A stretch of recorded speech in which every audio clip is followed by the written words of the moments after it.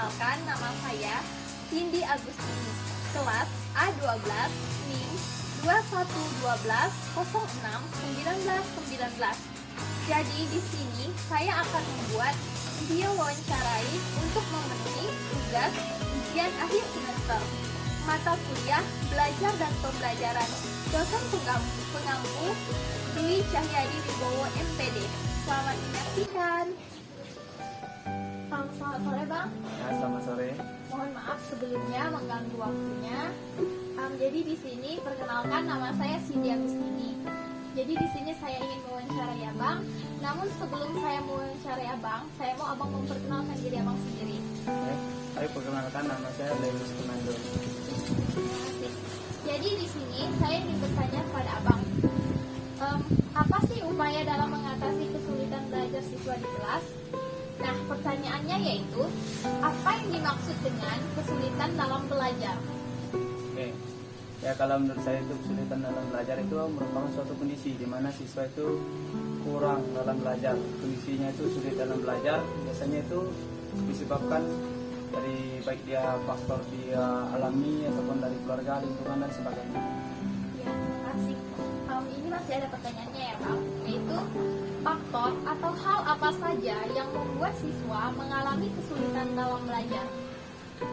Oke, seperti yang telah saya jelaskan di awal tadi, bahwa faktor-faktor yang bisa membuat siswa itu mengalami kesulitan belajar, yang pertama itu bisa dari faktor lingkungan, bisa juga dari faktor orang tua, biasanya sehari-hari.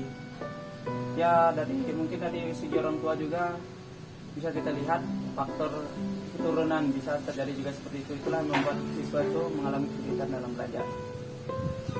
Lalu, bagaimana sih cara mengatasi kesulitan siswa yang mengalami kesulitan dalam belajar? Nah, cara mengatasi kesulitan belajar siswa dalam belajar, yang pertama itu kita bisa memberikan pembelajaran yang lebih menyenangkan, lebih aktif.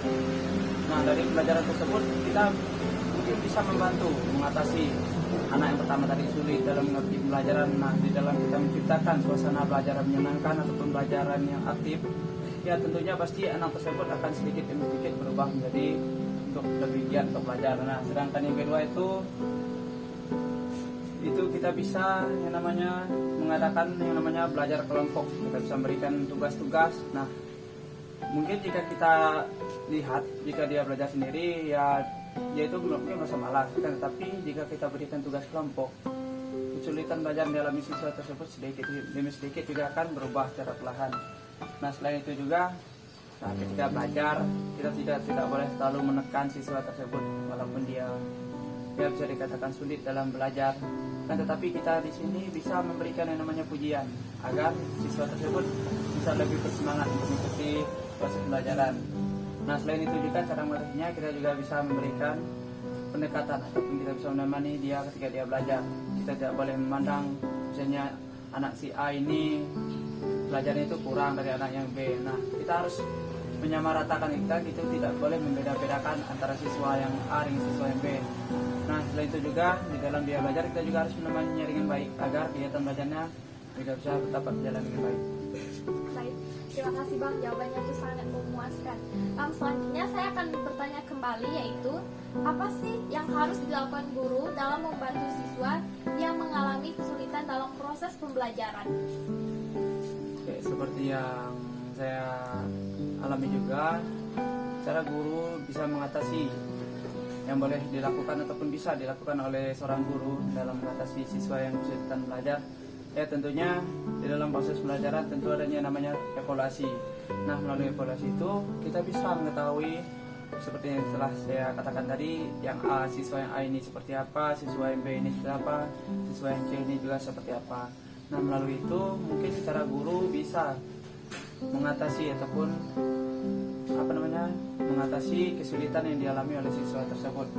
Nah, selain itu juga cara guru itu bisa menciptakan yang namanya model pelajaran, media pelajaran agar lebih menyenangkan, agar siswa tersebut tidak pasif, melainkan melalui media pelajaran atau model pelajaran yang kita ciptakan, siswa tersebut akan sedikit demi sedikit menjadi lebih aktif mengikuti proses pelajaran yang kita berikan. Selain itu juga kita juga memberikan yang namanya tugas-tugas, memberikan kuis. Nah, di dalam kuis tersebut selain dari kita memberikan nilai kepada mereka, kita juga memberikan apresiasi baik berupa permen atau apa, karena kita juga masih dalam bidang pendidikan khususnya di bangku SD. Nah, melalui permen tersebut selain mereka mendapat nilai yang jelek juga, nah melalui apresiasi kita berikan, tentunya mereka juga nantinya akan lebih semangat dalam mengikuti kegiatan belajar. Nah, mungkin lewat cara itu kesulitan mereka dalam belajar itu sedikit demi sedikit juga akan mulai meningkat.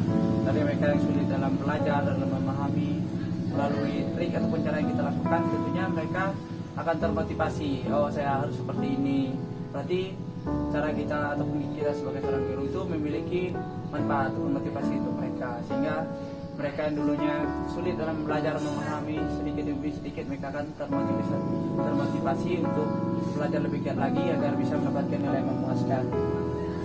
Nah, selain itu juga kita juga bisa mengajak siswa agar lebih aktif lagi dari pelajaran sebelumnya. Walaupun di awal bisa dikatakan nampak aktif, akan tapi kita sebagai guru bisa lebih